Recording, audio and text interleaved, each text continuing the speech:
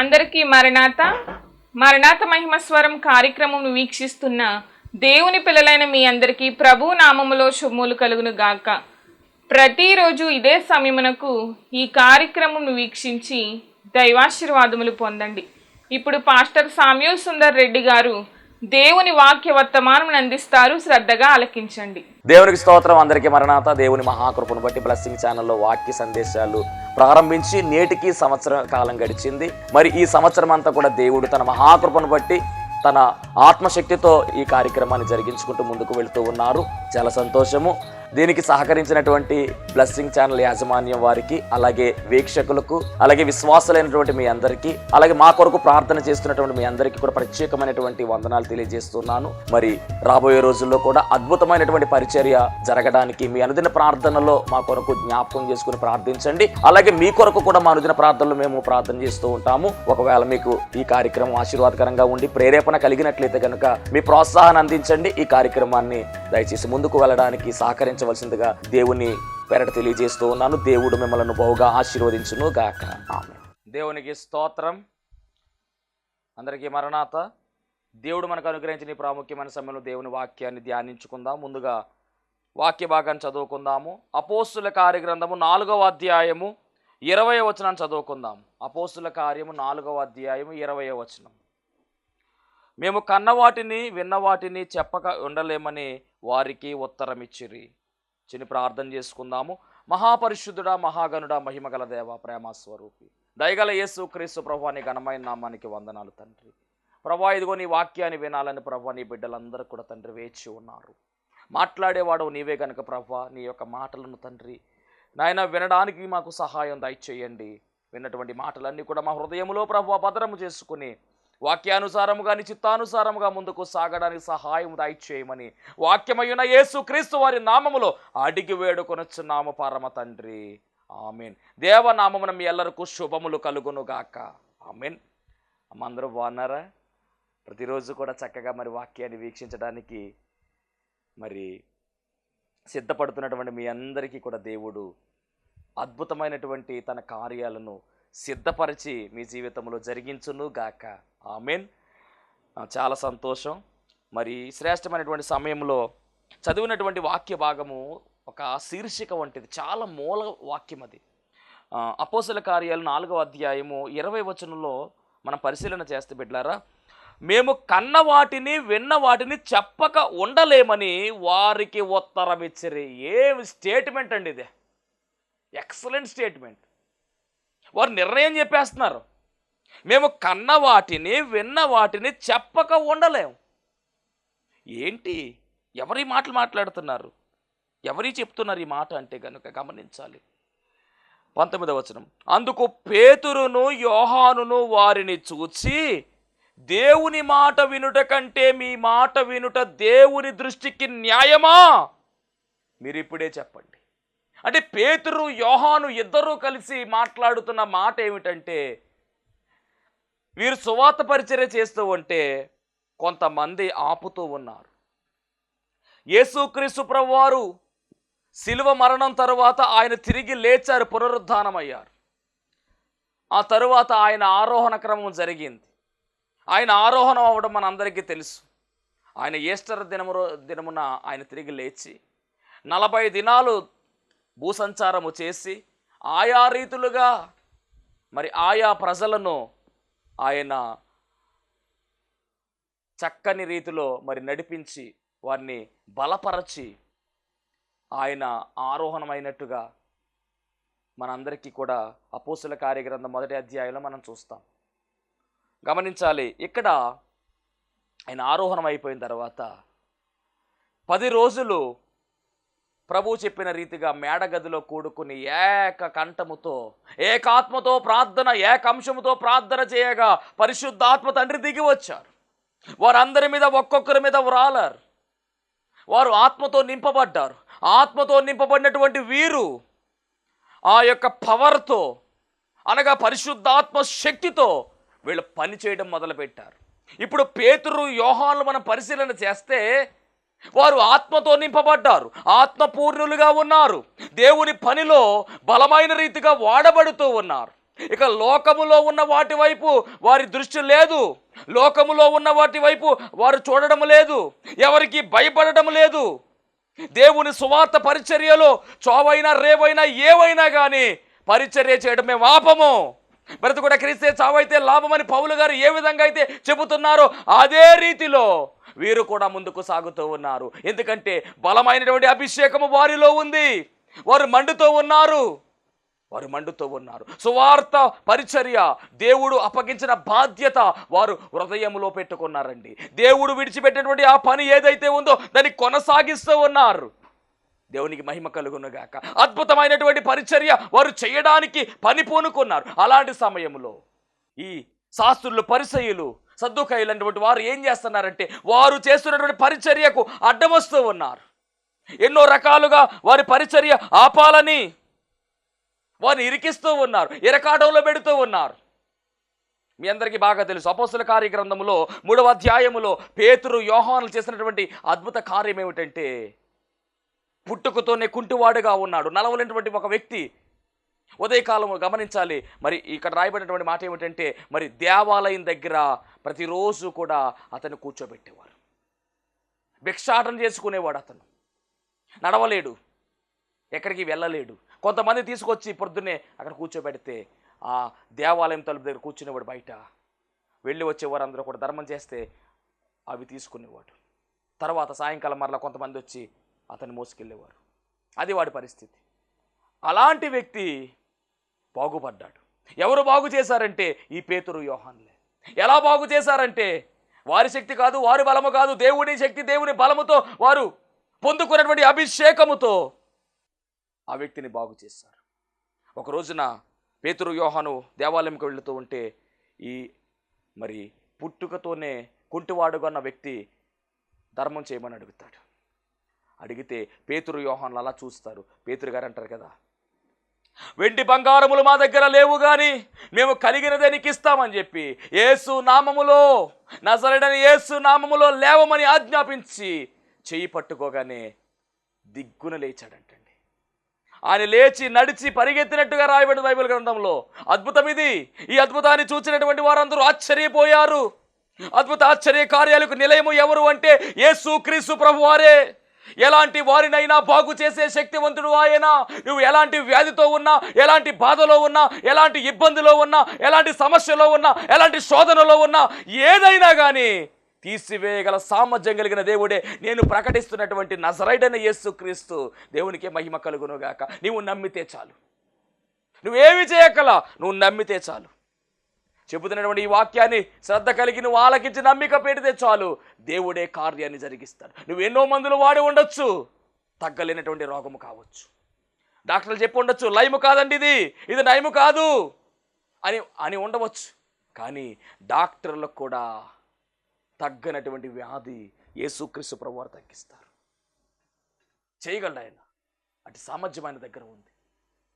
దేవుని మహిమ కలుగునుగాక. ఆయనకు అసాధ్యమైనది ఏమీ లేదు. సమస్తము సాధ్యమే, సమస్తము సాధ్యమే. నువ్వు నమ్మాలంతే. ఇక్కడ గమనించాలి, పుట్టుకతోనే కుంటివాడుగా ఉన్నటువంటి వ్యక్తిని లేవనెత్తగా వాళ్ళందరూ చూచి ఆశ్చర్యపోయారు. ఆ సద్దుకాయులు, పరిసయ్యులు వీళ్ళందరూ కూడా అడ్డుపెట్టారు. ఇలాంటి కార్యాలు చేయడానికి వీలు లేదని చెప్పారు. పెద్దలతో మాట్లాడి ఇలాంటి కార్యాలు జరగకూడదని చెప్పేసి వారు మాట్లాడారు. చాలా ఇబ్బంది పెట్టారు వారిని. 4-5 చదివితే, మరునాడు వారి అధికారులను, పెద్దలను, శాస్త్రులను యెరూషలేములో కూడుకొనిరి. ప్రధాన యాజకుడైన అన్నయు, కైపయు, యోహానును, అలెగ్జాంద్రును, ప్రధాన యాజకుని బంధువులందరూ వారితో కూడా ఉండిరి. వారు పేతురు, యోహాను మధ్యను నిలవబెట్టి, మీరు ఏ బలము చేత ఏ నామమును బట్టి దీన్ని చేసిదని అడుగగా, పేతురు పరిశుద్ధాత్మతో నింపబడిన వాడై ఇట్లా, నేను ప్రజల అధికారులారా, పెద్దలారా, ఆ దుర్బలునికి చేయబడిన ఉపకారమును గూర్చి వాడు దేని వలన స్వస్థ పొందినని నేడు మమ్మను విమర్శించుచున్నారు కనుక మీరందరూ ఇశ్రాయేలీయుల ప్రజలందరూ తెలుసుకొనవలసినదేమనగా, మీరు సిలువ వేసినట్టు మృతుల్లో నుండి దేవుడు లేపినట్టు నజరేయుడైన యేసుక్రీస్తు నామమున అన్ననే వాడు స్వస్థత పొందెను అని చెప్పారు. మీరు ఎవరిని చంపేశారో, ఎవరికైతే సిలువ మరణం ఖరారు చేసి ఇబ్బంది పెట్టారో ఆయన మూలముగానే, ఆయన నామములోనే వీడికి కాళ్ళు వచ్చాయి అని చెప్పారు. చెప్పిన వెంటనే వాళ్ళు ఏమన్నా తెలుసా, అలా చెప్పిన తర్వాత ఇంకా మాట్లాడుతూ ఉన్నారు. ఇల్లు కట్టువారనే మీరు తృణీకరించిన రాయి ఆయనే, ఆ రాయి మూలకు తలరాయి ఆయను, మరి ఏవని వాళ్ళని రక్షణ కలుగదు. ఈ నామమున వల్లనే మనం రక్షణ పొందవలను, కానీ ఆకాశము క్రింద మనుషుల్లోనైనను ఇయ్యబడిన మరి ఏ నామమున రక్షణ పొందలేమనిను. వారు పేతురు యోహాను ధైర్యమును చూచినప్పుడు వారు విద్యలేని పామరులని గ్రహించి ఆశ్చర్యపడిరి. వారు యేసుతో కూడా ఉండిన వారిని గుర్తెరిగి. దేవుని మహిమ కలుగునుగాక. అంత మాత్రమే కాదండి, 17వ వచనం చెబుతున్న మాట, ఆయనను ఇది ప్రజలలో ఇక వ్యాపింపకుండాటకై ఇక మీదట ఈ నామమును బట్టి ఏ మనుషులతోనైనను మాటలాడకూడదని మనము వారిని బెదుర పెట్టవాలని చెప్పుకొనిరి. అప్పుడు వారిని పిలిపించి మీరు యేసు నామమును బట్టి ఎంత మాత్రమును మాట్లాడకూడదని బోధింపకూడదని వారికి ఆజ్ఞాపించిరి. అప్పుడు చెబుతున్నారండి, మీ మాట వినాలా, దేవుడి మాట వినాలా? మీ మాట మేము వినాలా, దేవుని మాట మేము వినాలా? ఏ మాట వినడం యోగ్యమో అని అడుగుతూ అంటున్న మాట ఏమిటంటే, మేము కన్న వాటిని విన్న వాటిని గురించి చెప్పకుండా ఉండలేము, మేము చెప్తాం, ఏం చేస్తారో చేసుకోండి అన్న కైపలతో మాట్లాడుతున్నటువంటి మాట. భయము లేదు ఎక్కడ. ఒకప్పుడు ఇదే పేతురు యేసుక్రీస్తు ప్రభువారు నాకు తెలియదని చెప్పి ముమ్మారు బొంకినట్టుగా రాయబడింది బైబిల్ గ్రంథములో. ఇప్పుడు ఆ పేతురులకు ఇంత ధైర్యం ఎలా వచ్చింది? దైవాత్మే ధైర్యం ఇచ్చునని రాయబడింది వాక్య భాగము. గమనించాలి, పరిశుద్ధాత్మను మనం పొందుకుంటే ధైర్యముగా మనం ఉంటాం. అర్థమవుతుందా? పరిశుద్ధాత్మను ఎప్పుడైతే పేతురు గారు పొందుకున్నారో, ఆత్మతో ఎప్పుడైతే నింపబడ్డాడో, దేవుడే పేతురు గారిని ధైర్యంగా నిలబెట్టాడు. 7 ఆత్మల శక్తితో నింపబడినటువంటి అభిషేకం అది. మాట్లాడే శక్తి, వాక్ శక్తి లభించింది. అద్భుతాలు జరుగుతూ ఉన్నాయి. ఎవరైనా మాట్లాడుతూ ఉంటే వారికి ఏ విధంగా సమాధానం చెప్పాలో లోపల నుంచి ఆయనే మాట్లాడుతూ ఉన్నాడు. నిలవబడేది మీరు, మాట్లాడేది నేను అని చెప్పిన దేవుడే పేతురు గారిని వాడుకుంటూ ఉన్నాడు, పేతురు గారిని నడిపిస్తూ ఉన్నాడు. గమనించాలి, ఒకప్పుడు ఇదే పేతురు భయపడేవాడు, ఒకప్పుడు ఇదే పేతురు ప్రభు ఎవరో నాకు తెలియదు అని చెప్పినటువంటి పేతురు. యేసుక్రీస్తు ప్రభువు వారు శిలువ యజ్ఞ యాగానికి వెళ్ళే సమయములో ఆయన్ని బంధించి కొడుతూ ఉంటే, గదిలో విచారణ జరుగుతూ ఉన్న సమయంలో బయట చలి కాచుకుంటున్నటువంటి పేతురు దగ్గరికి ఒక చిన్నది వచ్చి, నీవు కూడా ఆయనతో ఉన్నావు కదా అని అడిగితే, ఆయన ఎవరో నాకు తెలియదు అని ఒట్టు పెట్టుకున్నాడు. రెండవసారి మరి అడిగితే తెలియదు, మూడోసారి తెలియదు అని చెప్పాడు భయముతో. మరి ఆ భయం ఏమైపోయింది? యేసుక్రీస్తు ప్రభువారు అక్కడ ఉన్నప్పుడే ఈయన భయపడ్డాడు. కానీ గమనించాలి, యేసుక్రీస్తు ప్రభువారు పరమునకు వెళ్ళారు, కానీ భయము లేదు. ఎందుకంటే లోపల ఉన్నది ఎవరు అంటే పరిశుద్ధాత్మ తండ్రి. గమనించాలి, ధైర్యముతో మనం ఉండాలి. క్రైస్తవుడు ధైర్యంగా ఉండాలి, ధైర్యంగా ఉండాలి. రోషము కలిగి మనము సేవ చేయాలి, రోషము కలిగి మనం ఉండాలి, ధైర్యంగా ఉండాలి. భయపడద్దు, దే విషయంలో భయపడద్దు. శరీర బలహీనత, భయపడవద్దు. ఇంటిలో అప్పులు ఉన్నాయా, భయపడద్దు. నీ భర్త వాళ్ళ ఇబ్బంది, భయపడద్దు. ప్రార్థన మాత్రమే చేయి, ప్రార్థన మాత్రమే చేయి. నమ్మిక మాత్రమే కలిగి ఉండు, ముందుకు సాగు. ప్రార్థనలో ఎక్కడ కూడా రాజీ పడద్దు. దేవునితో సహవాస విషయంలో ఎక్కడ రాజీ పడద్దు. ఆయన సహవాసంలో, ఆయన ప్రార్థనలో, విశ్వాసంలో మనం స్థిరంగా ఉంటే దేవుడే కార్యాలు జరిగిస్తాడు. అడ్డులు ఆటంకాలు అన్నీ కూడా దేవుడు తొలగించి వేస్తాడు. అది మనం చేయాలి. ఈరోజు ఒకప్పుడు పేతురు జీవితము పిరికిలా, ఆయన భయస్థుడే, పిరికితనం కలిగిన వాడే. కానీ యేసుక్రీస్తు ప్రభు వారి యొక్క పునరుద్ధానం తర్వాత పేతురు యొక్క లైఫ్ స్టైల్ మారిపోయింది. చాలా అద్భుతమైన చరిత్ర పేతురు జీవితంలో ఉంది, యోహాను జీవితంలో కూడా ఉంది. ఇప్పుడు మనం గమనించాలి, పేతురు గారి దగ్గరికి వెళ్తాం. పేతురు గారి దగ్గరికి వెళ్ళినట్టయితే పేతురు గారి యొక్క జీవితాన్ని మనం పరిశీలన చేస్తే, పేతురు ఎవరండి అసలు? పేతురు ఎవరు అంటే కనుక చేపలు పట్టుకునే జాలరి. ఓ జాలరి, నీ భాగ్యము ఎలాంటిదో ఊహించావా? ఎప్పుడైనా పేతురు ఊహించాడా ఎలాంటి భాగ్యం వస్తుందని? పేతురు గారు వెళుతూ ఉంటే పేతురు గారి యొక్క నీడ పడితే రోగులు బాగుపడ్డారు. బైబిల్ గ్రంథంలో అపోస్తులలో ఏ అపోస్తుడికి లేనటువంటి గొప్ప భాగ్యం అది. పేతురు గారు వెళుతూ ఉంటే నీడ పడితే రోగులు లేచి కూర్చున్నారంటే ఇది మహాభాగ్యము కదా. ఒకప్పుడు ఇదే పేతురు పిరికితనంతో ఉన్నాడు, ఒకప్పుడు ఇదే పేతురు చేపలు పట్టుకున్నాడు, జాలరి. సముద్రములోనే, ఇక ఉదయకాలం గమనించాలి, రాత్రి కాలం అంతా కూడా సముద్రములోనే ఉంది. ఆయన పని ఏమిటి? సముద్రములో వల వేయడం, చేపలు పట్టడం, తీసుకురావడం. రాత్రి అంతా కూడా సముద్రములోనే వెళ్ళేవాడు. ఇలా చేపలు పట్టి వల వేసి చేపలు పట్టేటటువంటి ఉద్యోగం ఆయనది. జాలరిగా ఉన్నాడు, చదువు లేదు, జ్ఞానము లేదు, ఏమీ లేదు. పండితుడు కాదు ఆయన, పామరుడై ఉన్నాడు. పాండిత్యము లేదు, పాండిత్యం తెలియదు, మాట్లాడే విధానము తెలియదు, ఏమీ తెలియదు, ఏమీ రాదు. అలాంటి పేతురును దేవుడు పట్టుకున్నాడు. ఈరోజు నిన్ను కూడా దేవుడు పట్టుకున్నాడు. ఆయన వాక్యం ద్వారా పట్టుకున్నాడు, ఆయన మాటల ద్వారా పట్టుకున్నాడు, ఆయన కార్యాల ద్వారా పట్టుకున్నాడు. పట్టుకున్నటువంటి నిన్ను విడిచిపెడతాడా? అస్సలు విడిచిపెట్టాడు. నువ్వు వద్దు బాబోయ్ అన్నగా నిన్ను విడిచిపెట్టాడు. నిన్ను విడువను, నిన్ను ఎడబాయను వాగ్దానం చేసినటువంటి దేవుడు మనము సేవిస్తున్న దేవుడు. నిన్ను ఏర్పాటు చేసుకున్నది విడిచిపెట్టడానికి కాదమ్మ తల్లి, గమనించాలి.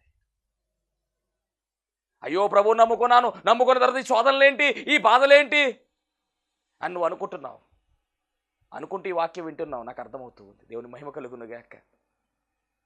ఏమండి, గమనించాలి. శ్రమలు వస్తాయి, క్రైస్తవునికి శ్రమలు వస్తాయి, కష్టాలు వస్తాయి, బాధలు వస్తాయి.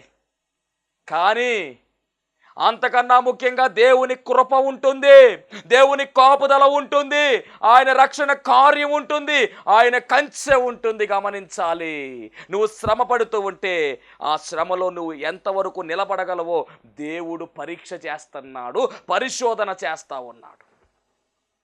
శ్రమ వచ్చినప్పుడు ఒకటే తలుచుకోవాలి, దేవుడు పరీక్ష పెడుతున్నాడు కాబట్టి ఈ పరీక్షలో నేను పాస్ అవ్వాలి, నిలబడాలి. ఆ కాన్ఫిడెన్స్ నీలో ఉండాలి. ఏమీ జరగదు. గమనించాలి. సమస్య నిన్నేమీ చేయలేదు, శోధన నిన్నేమీ చేయలేదు, నీకు వచ్చిన వ్యాధి కూడా నిన్నేమీ చేయలేదు. జయించగలవు. నువ్వు జయించగల సత్తా ఆయన దగ్గర ఉంది. నువ్వు ఆయన మీద ఆధారపడితే జయం నీకు వచ్చేస్తుంది. ఎంత గొప్ప దేవుడు, గమనించండి. సమస్య ఉంది, సమస్య పరిష్కారం కూడా అక్కడే ఉంటుంది. నువ్వు పూర్తిగా ఆయన మీద ఆధారపడి ధైర్యంగా ఉండాలి, ధైర్యంగా ఉండాలి, ధైర్యంగా ఉండాలి. ఎక్కడ కూడా పిరికితనం మనలోకి రాకూడదు. పేతురు చేపలు పట్టుకునేటటువంటి సామాన్యమైన వ్యక్తే. కానీ ఈరోజు మాట్లాడుతున్న మాటలు చూస్తూ ఉంటే మేము కన్న వాటిని విన్న వాటిని చెప్పకుండా ఉండలేం. చంపేస్తారా, చంపేయండి పర్వాలేదు అన్నట్టుగా వెళ్ళిపోయాడు పేతురు. ఒకప్పుడు జాలరిగా చేపలు పట్టుకునేటటువంటి వాడు. రాత్రికాల జీవితము, రాత్రులు సముద్రంలో వెళ్ళి ఆ అలలకు తట్టుకుంటూ, ఆ వాతావరణం తట్టుకుంటూ, తుఫానులు తట్టుకుంటూ లోపలికి వెళ్ళి చేపలు పట్టుకునేటటువంటి వ్యక్తిగా ఈ పేతురు కనబడుతున్నాడు. అలాంటి పేతురుని దేవుడు పిలిచాడు, ఆయన పిలుపు అందుకున్నాడు. కేఫా అని పెట్టాడు పేరు, దేవుడే. సీమోనుగా ఉన్నటువంటి ఆయన పేతురు, పీటర్ అని పిలవడం మాత్రమే కాదు, గమనించాలి. నీవు కేఫా అనబడదువు. కేఫా అనగా రాయి. రాయి నీవే కావాలి, రాయే కావాలి నాకు. ఎందుకంటే యేసుక్రీస్తు ప్రభువారు బండగా ఉన్నాడు కనుక ఈ బండ మీద ఈ రాయి ఉండాలి, కట్టబడాలి సంఘం. ఎస్, ఒక్కొక్క రాయి రాయి రాయి కలిపితే సంఘం ఏర్పడుతుంది. ఎంత గొప్ప ధన్యత. మొట్టమొదటిగా పిలుపు అందుకున్నాడు ఈ పేతురు. బేత్సయిదావాడు. ఈ పేతురు యొక్క తండ్రి గారి పేరు యోహాను. పిలుపు అందుకున్నాడు. అపోస్తులలో 12 మంది శిష్యులలో ఒకడైన. ఒక రకంగా చెప్పాలంటే అపోస్తుల గురించి మాట్లాడుతూ ఉంటే మొట్టమొదటి పేరు ఎవరిదంటే పేతురు గారిదే. మీరు గమనించాలి. మత్తయి సువార్త 10వ అధ్యాయం 2వ వచనం చూసినా, లేదా లూకా సువార్త 6:14 చూసినా, అలాగే అపోస్తుల కార్యాలు 1:13 చూసినా కానీ మొట్టమొదటి పేరు ఎవరు చెప్తారంటే పేతురు గారు చెప్తారు. అంటే అపోస్తుల పేరుల్లో మొదటి పేరు ఎవరిది రాస్తున్నారంటే పేతురు గారి పేరు రాస్తున్నారు. ఎంత గొప్ప ధన్యత, ఎంత గొప్ప యోగ్యత ఇది. నీ మాట చెప్పున వల వేతుమని ఆయనతో చెప్పాను. వారు అలాగూ చేసి వల వేశారు, విస్తారమైన చేపలు పట్టారు. అందుచేత వలలు పిగిలిపోవచ్చుండగా, అంటే లాగుతా ఉన్న వల వేశారు, విస్తారమైన చేపలు వచ్చినాయి, లాగుతా ఉంటే చాలా కష్టమైపోతుందంట. అప్పుడు దూరంగా ఉన్నటువంటి మరొక దోణి, ఇది ఎవరిదంటే యోహాను గారి దోణి. యాకోబు యోహానుల దోణి. పిలిచారు, వారు వచ్చారు. ఇరువురు కలిసి లాగుతూ ఉంటే వేరొక దోణిలో ఉన్నటువంటి వారు తమ పాలివారు వచ్చి తమకు సహాయం చేయవలని వారి సంజ్ఞలు చేయగా, వారు వచ్చి 2 దోణిలు మునుగునట్లు నింపిరి. సీమోను పేతురుది చూచి, ఎప్పుడైతే 2 దోణులు కూడా నిండిపోయే చేపలు, ఎంత శ్రమపడినా కానీ చేపలు పడలేదు. కానీ యేసు ప్రభు చెప్పిన వెంటనే వల వేయగా అన్ని చేపలు, విస్తారమైన చేపలు వచ్చాయి. ఇది చూచి వెంటనే పేతురు గారికి అర్థమైపోయిందండి. ఆయన చేస్తున్నటువంటి పని చూద్దాం ఒకసారి. లూకాసు వార్త 5వ అధ్యాయము 8వ వచనము. సీమోను పేతురుని చూచి యేసు మోకాళ్ళ ఎదుట సాగిలపడి, అంటే ప్రభు దగ్గర సాగిలపడి, ప్రభువా నన్ను విడిచిపోము, నేను పాపాత్ముడనని చెప్పాను. ఏలయనగా వారు పట్టిన చేపల రాశికి అతడు ఆశ్చర్యపోయి మాట అంటూ ఉన్నాడు. ప్రభువా నేను పాపాత్ముడయ్యా, నన్ను విడిచి వెళ్ళిపో, నువ్వు పరిశుద్ధుడవు, నీవు దేవుడవు, దైవ కుమారుడవు నీవు అని ఒప్పుకుంటున్నాడండి. ఒప్పుకునే తత్వము కలిగినోడు పేతురు. గమనించాలి, పాపము చేసిన తర్వాత దాన్ని ఒప్పుకోవాలి. కానీ ఒప్పుకోకుండా సమాజంలో కప్పెట్టుకుని వెళ్ళిపోయే చాలా మంది ఉన్నారు. కానీ దేవుని సముఖంలో ఆ పాపాన్ని మనం ఒప్పుకుని విడిచిపెట్టాలి. అలా విడిచిపెట్టే ధన్యుడు అవుతాడు. ఇక్కడ పేతురు గారి విషయంలో కూడా అంటున్నటువంటి మాట, అయ్యా నేను పాపినయ్యా, నన్ను క్షమించు, నువ్వు వెళ్ళిపో నా దగ్గర నుంచి, ఎందుకంటే నీవు నా దగ్గర ఉండడానికి నేను అర్హుడను కాదు అని మోకాళ్ళ మీద పడి ప్రాధేయపడుతున్నాడు, చాలా బాధపడుతున్నాడు. అలాగన సీమోనుతో కూడా పాలిన వారైన జెబెదయి కుమారులకు యాకోబు, యోహాను విస్మయముందిరి. అందుకు యేసు, భయపడకుము, ఇప్పటి నుండి నీవు మనుషులను పట్టు వాడవయ్యుందువని సీమోనుతో చెప్పాను. అదండి దేవుని మాట, పవర్ఫుల్.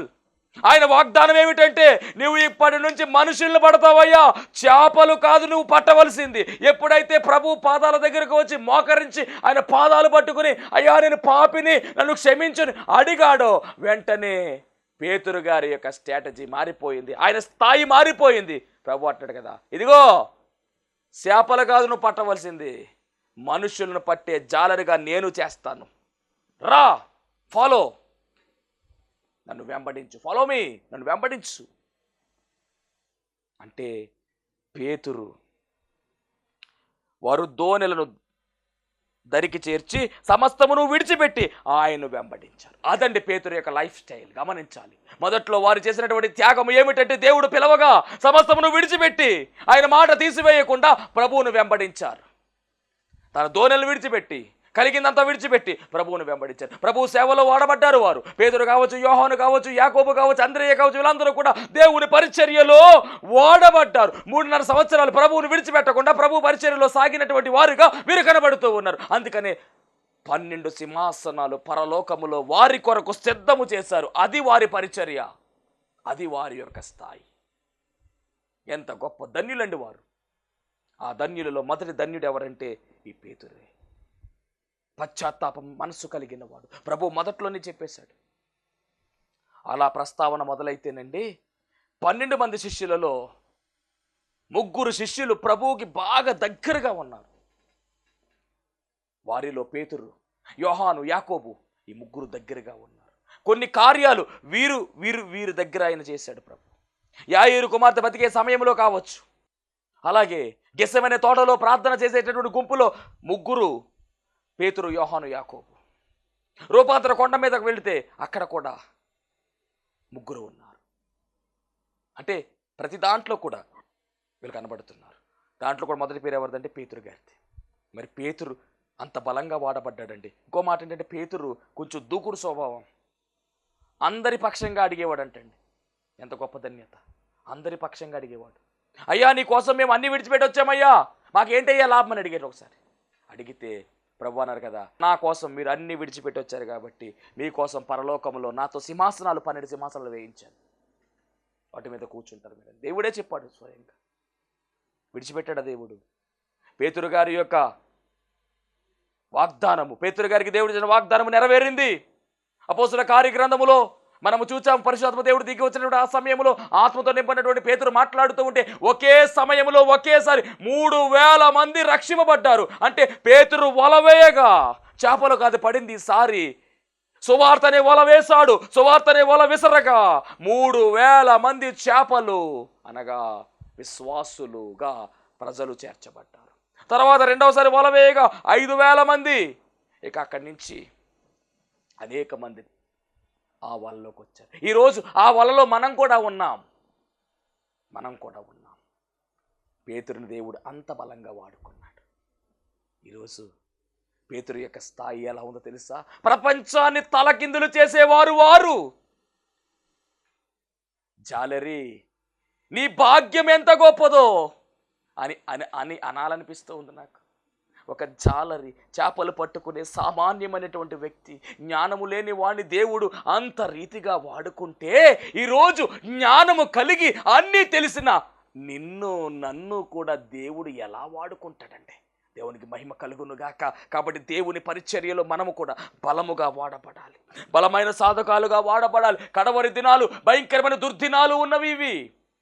కాబట్టి కొంతమందినైనా మనం రక్షణలోకి తీసుకురావాలి. పేతురుల వలె మనం మారాలి, యాకోబు వలె, యోహాను వలె మండాలి. మనము దేవుని అభిషేకముతో మనం ముందుకు సాగాలి. నాకెందుకులే అనేటటువంటి నిర్లక్ష్య ధోరణి మనలో ఉండడానికి వీలు లేదు. పేతురు గారు నీరో చక్రవర్తి సమయంలో పేతురు గారి తిరగే సిలువ వేశారండి. 9 నెలలు చీకటి గదిలో బంధించారంట. మామూలుగా సిలువ వేయవద్దు, నా ప్రభువును మామూలుగా వేసేసారు. నన్ను తిరగేసి వేసేది అంటే నేను అలా సిలువ వేయించుకోవడం నేను అర్హుడిని కాదు, తిరగేసి వేయండి అంటే తిరగేసి వేసేసారు. చాలా ఇబ్బంది పెట్టారు. ఆ పేతురు ద్వారా దేవుడు 2 పత్రికలు రాయించాడు. పేతురు మొదటి పత్రిక, 2వ పత్రిక శ్రమల గురించి ఎంత చరిత్ర చాలా అద్భుతంగా వివరించాడండి ఆయన. ఎంత గొప్ప ధన్యత. పిరికివాడే కానీ పరిశుద్ధాత్మతో నింపబడిన తర్వాత దేవుని అభిషేకముతో మనుషులు పట్టే జాలరిగా పేతురు బలమైన పరిచర్య చేశాడు. ఈరోజు పేతురు అంటే ఒక బలమైన సాక్షి, పేతురు అంటే ఒక బలమైనటువంటి సువార్త సైనికుడు. ఆయన అపోస్తులుడు. ఆయన అపోస్తుల పేరులో మొదటి పేరు రాయబడింది పేతురు పేరు. ఎంత గొప్ప ధన్యత. మహావిశ్వాస వీరుడు. మరి మనం ఎలా ఉంటున్నాం? మన పరిస్థితి ఏంటి? ఆలోచన చేస్తున్నారా? దేవుని పరిచర్యలో, దేవుని పనిలో మనమందరం కూడా ఉండాలి. పేతురు పొందుకున్నటువంటి ఆధిక్యత, పేతురు పొందుకున్నటువంటి దీవెన మనం కూడా పొందుకునే ధన్యత దేవుడు అనుగ్రహించును గాక. ఆమేన్. మహాపరిశుద్ధుడ, మహిమ గల దేవాని ఘనమైన నామానికి వందనాలు, స్తోత్రాలు, స్తుతులు చెల్లించుకొనుచూ ఉన్నాం. దేవా, ఇదిగో పేతురు యొక్క జీవితంలో జరిగినటువంటి సంఘటనలు మేము మాట్లాడుకుంటూ ఉంటే, దేవా ఇదిగో ఆత్మతో పేతురు నింపబడి చేసిన కార్యాలను తలుచుకుంటూ ఉంటే ఆశ్చర్యం కలుగుతూ ఉంది. దేవా, ఎంత పరిచర్య, ముమ్మరమైనటువంటి పరిచర్య, బలమైన పరిచర్య, ఘనమైన పరిచర్య. ఇదిగో నీ ఆత్మతో నింపబడి వారు చేసినటువంటి పరిచర్య నేటి కాలంలో ప్రభువా నాయనా, ఇదిగో అట్టి పరిచర్య చేయగల సామర్థ్యం అందరికీ దయచేయమని ఈ వాక్యం విన్నటువంటి నీ బిడ్డలలో ప్రభువా నూతన కార్యాలు, అద్భుత కార్యాలు, ఆశ్చర్య కార్యాలు జరిగించి బలమైన సాధకాలుగా నీ పనిలో వాడుకోమని, వారి జీవితంలో ఉన్నటువంటి బలహీనతలు, వారి జీవితంలో ఉన్నటువంటి కష్టాలు, వారి జీవితంలో నష్టాలు అన్ని తొలగించమని, శాంతి సమాధానం సమృద్ధిగా దయచేసి కృప చూపించమని, త్వరగా పెండ్లి కుమారుడుగా రానయ్యున్న యేసుక్రీస్తు వారి నామములో అడిగి వేడుకొనుచున్నాము పరమ తండ్రి. ఆమేన్. అందరికీ మరణాత. దేవునికి స్తోత్రం. అందరికీ వందన మరణాత తెలియజేస్తున్నాను. మరణాత మహిమస్వరం అనే ఆధ్యాత్మిక కార్యక్రమాన్ని వీక్షిస్తున్న మీ అందరికీ కూడా మరొక పర్యాయము ప్రభు పేర వందన మరణాత తెలియజేస్తూ ఉన్నాను. మరి ఈ కార్యక్రమము ఎంతో ఆశీర్వాదంగా ఉందని, ఈ కార్యక్రమం ద్వారా ఎన్నో మేలు పొందుకున్నామని మరి మీరు అందరూ కూడా ఫోన్ కాల్ చేస్తూ ఉన్నారు. చాలా సంతోషము. ఎన్నో అద్భుత ఆశ్చర్య కార్యాలు దేవాదేవుడు ఈ కార్యక్రమం ద్వారా జరిగిస్తూ ఉన్నారు. దేవుని నామమునికి మహిమ కలుగునుగాక. మరి మీరు చూస్తున్నటువంటి ఈ యొక్క షెడ్ గురించి గతంలో మీకు చెప్పడం జరిగింది. యజమానుడు మరి దీన్ని బేరం పెట్టారని చెప్పేసి, దీన్ని తీసుకుంటే ఇక్కడ ఆరాధన జరుగుతుంది, లేకపోతే మనం బయటికి వెళ్ళాలనేటువంటి పరిస్థితిని మీకు చెప్పినందుకు చాలామంది మరి సహకరించారు. కొంతమంది మరి అమౌంట్ పంపించడం జరిగింది, అలాగే ప్రార్థన చేయడం జరిగింది. దేవుని మహాకృపను బట్టి పంపించినటువంటి కొంత అమౌంట్ మరి యజమానుడికి కట్టడం జరిగింది. ఇంకా చాలా అమౌంట్ మనము వారికి ఇవ్వాల్సి ఉంది. కనుక మరి ఈ కార్యక్రమాన్ని వీక్షిస్తున్నటువంటి మీకు ఎవరికైనా కనుక ప్రేరేపణ కలిగినట్లయితే కనుక మరి మీ వంతు సహకారాన్ని అందించండి. ఈ దేన సేవకునికి మీ యొక్క సహకారం అందించి ఈ సేవను మరి ముందుకు వెళ్ళేలాగా సహకరించవలసిందిగా ప్రభు పేరు తెలియజేస్తూ ఉన్నాను. మీకు ఎవరికైనా కనుక మరి ప్రేరేపణ కలిగినట్లయితే కనుక స్క్రీన్ మీద కనపడుతున్నటువంటి ఆ నెంబర్కి ఫోన్పే చేయండి, లేదా ఫోన్ చేసినట్లయితే కనుక నేనే స్వయంగా మాట్లాడతాను. మీ సహకారాన్ని అందించండి. ప్రభు పనిలో మీరు కూడా పాలి భాగస్తులు కావాల్సిందిగా ప్రభు పేరు తెలియజేస్తున్నాను. అందరికీ మరణాత.